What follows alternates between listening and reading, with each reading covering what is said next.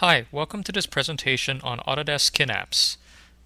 KinApps is an artificial intelligence middleware solution for game development and real-time simulations. KinApps gives in-game characters or entities three key capabilities: dynamic 3D pathfinding, 3D spatial awareness, and team coordination. Let's take a look at what KinApps can do. In this demo, we have a user-controlled VIP and three bodyguards that protect it. I am controlling the VIP, so wherever I go on this level, they identify in real time the threatening positions in 3D. For example, if I move close to a wall, no bodyguard will face the wall because no threat can come from the wall. Instead, KinApps helps the entity identify that a sniper can shoot from the windows or from accessways. KinApps can analyze in real time the environment in 3D and identify key topological areas. We call this spatial reasoning. Note that there was no prior tagging of the environment to identify key topological areas. This is entirely achieved by the KinApps toolset.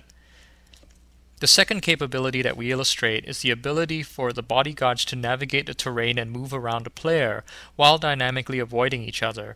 This is 3D pathfinding.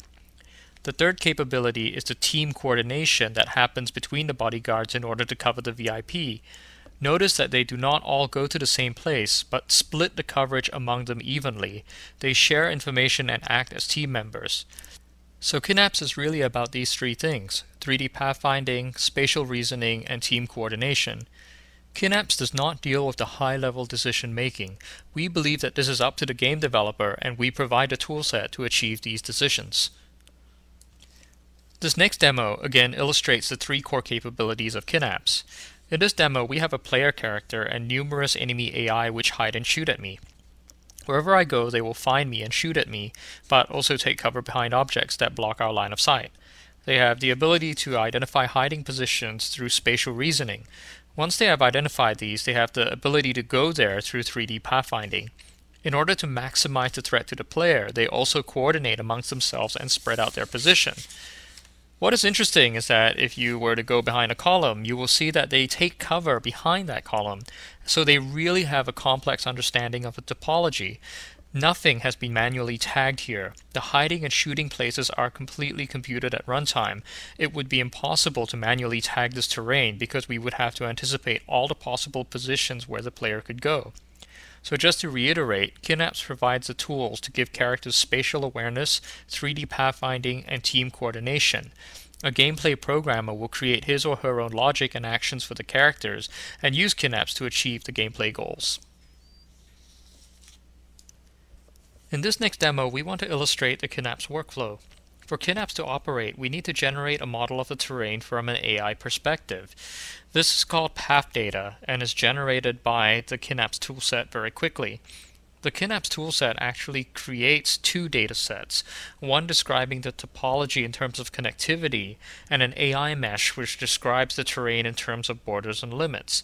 The KinApps data generation tool works by using a sphere collision function, which means that terrain can be anything from polygon mesh to procedural terrain. There really aren't any constraints on the type of geometry that you use.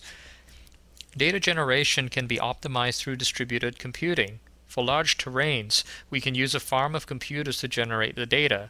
This is highly relevant when we have large terrains for MMOs.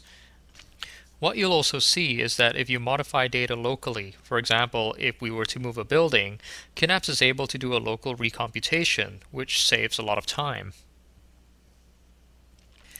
So we've seen how the KinApps data generation tool can automatically create path data.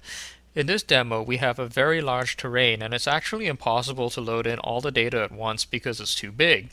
Instead, what we can do is stream in the local path data that we need at runtime. For this character, we have drawn a green circle, and within the circle, we stream the data in so that it's immediately available. So what happens if we want to go from one side of a large map to the other? Because the map is too big to have all the data loaded at once, we use what's known as a hierarchical data structure with varying levels of detail. This is called hierarchical pathfinding, where we solve the path computation problem from a high level, then refine it as needed. This next demo illustrates dynamic avoidance and performance. Dynamic avoidance is a key AI algorithm. Here we have a crowd of 1,000 entities. We can create a traffic jam by selecting a few entities and sending them into each other, but entities will avoid each other.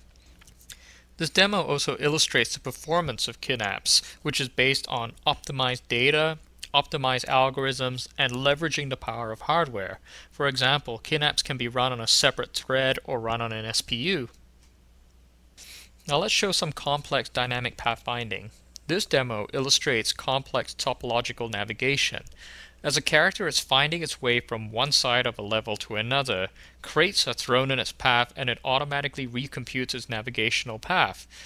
Note that it is not the crate itself which is blocking the character, but the aggregate of the crates. This allows for truly dynamic environments. In this final demo, we're going to show how QNAPs can handle dynamic edge creation. In this case here, I can add dynamic planks that will connect areas of the world that are normally not connected. And you can see how the entities can navigate and use these planks in order to reach their destination. This has been a short presentation on the key capabilities of QNAPs. If you have any questions or would like to arrange for an evaluation, we'd love to hear from you. Please contact us at middleware@autodesk.com.